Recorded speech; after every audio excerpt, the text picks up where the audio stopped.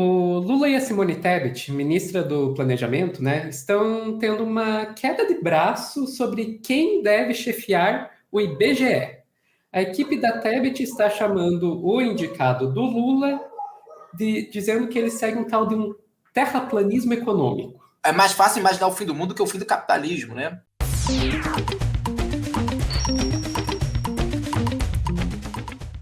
Olha lá. Então, de quem que a gente está falando? A gente está falando do Márcio Postman, que é esse cara aqui, que ele já foi o chefe da Fundação Perseu Abramo, né? Que é aquela fundação do PT, que da formação, tem também os livros, tal. O pessoal diz que é um think tank do PT. Eu não sei se é muito honesto chamar dessa forma, mas é como o pessoal está descrevendo.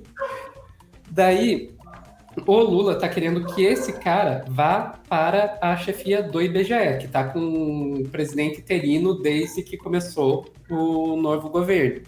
E a equipe da Tebet não gostou, mas não gostou mesmo disso aí. Lembrando que o IBGE fica sob o guarda-chuva aí do Ministério do Planejamento, de qual a Simone Tebet é a ministra. Vamos ver lá como que o Globo estava descrevendo essa briga. Então, aqui saiu na coluna da Malu Gaspar, no dia 24, né, na segunda-feira, indicação de economista do PT para presidir o IBGE coloca em alerta a equipe de Simone Tebet. Daí, ali, ó, aspas, nem o Centrão conseguiria apresentar um nome tão ruim, nem o próprio PT. Estilo, olha o nível de como o pessoal da equipe da Tebet está falando. E por que eles têm esse ódio tão grande ao Márcio Postman? Daí a gente vê lá na reportagem que ele é um desenvolvimentista e heterodoxo da escola da Universidade de Campinas. Postman é considerado por alguns auxiliares de Tebet como um terraplanista econômico.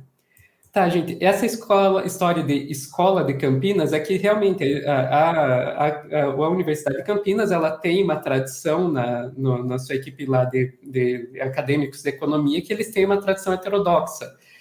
Então, só para assim, eu não vou querer opinar. Seja lá o que isso signifique, né? O heterodoxo, né, cara? Tipo.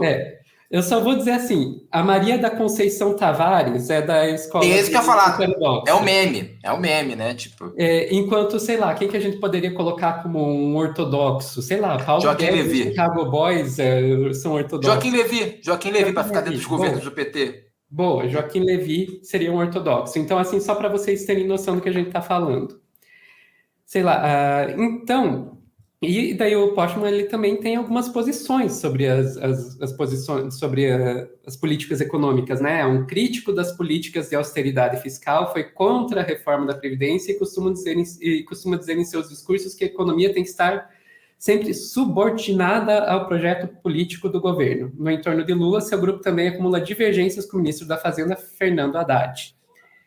Então, esse é o Márcio Postman, e por isso que a equipe da Tebet não gosta dele. Tá, mas isso tudo eu peguei de uma reportagem de segunda-feira. O que saiu de hoje sobre essa coisa? O que saiu de hoje é que, de novo, lá na coluna da Malu Gaspar, Lula diz a Simone Tebet que faz questão de Postman no IBGE. Ou seja, o Lula não está querendo saber de voltar atrás. Ele realmente está querendo colocar o Postman aí no IBGE, quer a Tebet queira ou não. Mas, enfim, eu não vou dar a minha opinião sobre isso, eu estou aqui mais para trazer os fatos, quem dá a opinião é o Orlando. Vai lá, Orlando.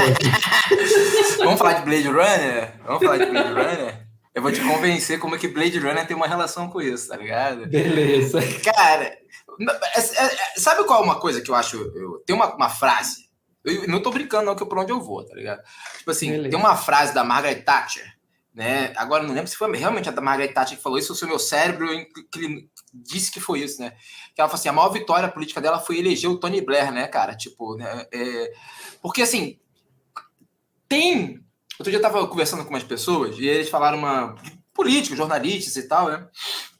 E aí a gente tava conversando sobre o futuro da extrema-direita no Brasil e tudo mais.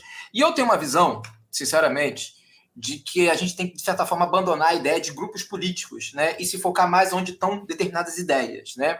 Então, por exemplo, algumas ideias como a austeridade fiscal, por exemplo, elas se tornaram tão difundidas que hoje elas não precisam mais da direita e da extrema-direita para se propagar, né? A gente vê governos de esquerda, governo de centro-esquerda, ou enfim, meia lua para frente soco, como você quiser botar o PT, enfim, tipo, a gente vê esses governos, né, praticando e propagando essas políticas de austeridade fiscal, que a gente sabe muito bem como começaram ali no final dos anos 70, 80, a gente sabe das consequências disso da era Reagan, enfim.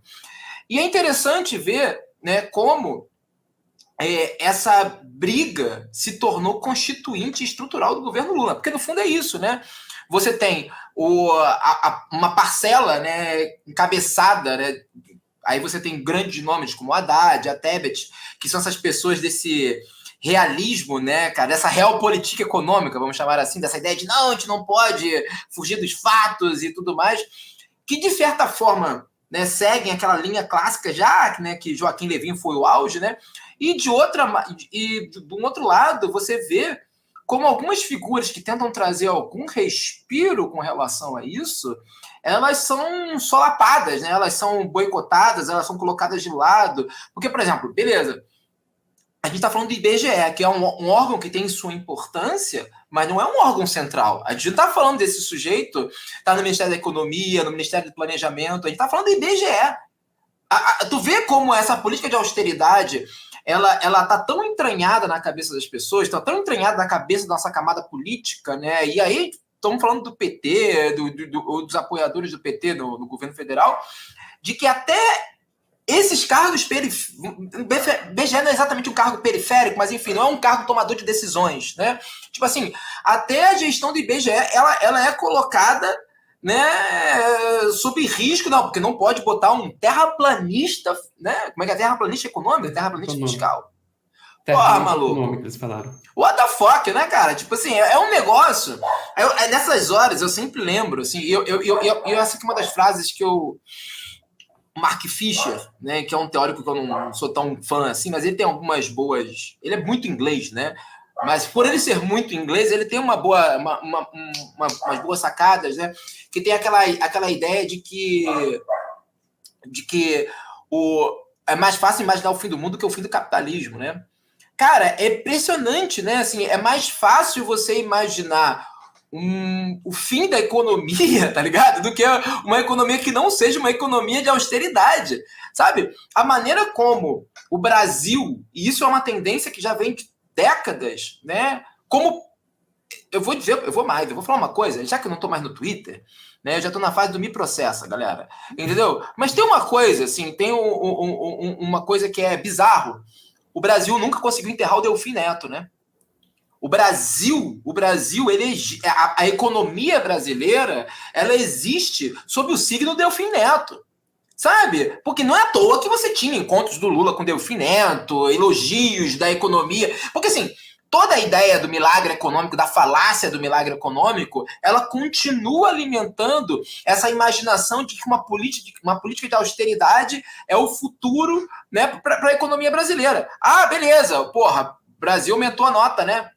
Tipo, a política do Haddad tá gerando efeitos pro mercado e tudo mais. Mas assim, cara,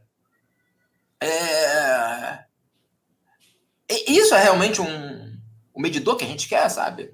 Assim, óbvio, eu não sou maluco de acho que o Brasil não pode chegar e falar assim, meu irmão, quer saber? Foda-se, geral, sabe? Vamos praticar a política que a gente quiser aqui, sabe? A economia mundial não funciona desse jeito. Se o país quebrar, se o país se isolar economicamente, vai dar merda, vai dar ruim. Entendeu? Agora, por outro lado, você ter a austeridade fiscal como o norte, né, especialmente num governo que se coloca à esquerda ou à centro-esquerda, eu acho uma coisa muito complicada. E você vê...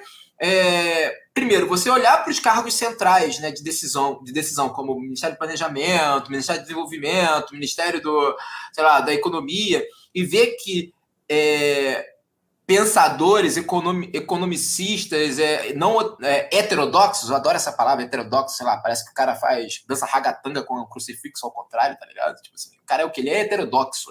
O que ele faz, né? Tipo, já imagina que o maluco é uma pessoa sui generis. Mas, tipo, cara, tipo, essas pessoas não estão nos cargos centrais e tampouco conseguem ocupar cargos periféricos, vamos chamar assim, no governo com alguma facilidade, né? É impressionante como se formou uma imunidade, né? Tipo, existe uma imunidade a pensar a economia brasileira de uma forma que não seja nos moldes estipulados lá atrás pelo Delfim Neto, que foram restabelecidos pelo Fernando Henrique, fez uma outra coisa ali também, é verdade seja dita, mas pro lado errado, né? E depois voltar para esse desenvolvimentismo com, sabe, as pessoas. É impressionante, cara. A gente não consegue se libertar da imaginação de que o país, né, de que o Estado brasileiro, ele funciona como uma empresa, né? Que ele tem que prestar contas, ele tem que fechar as contas no azul, essas coisas. Cara, enfim.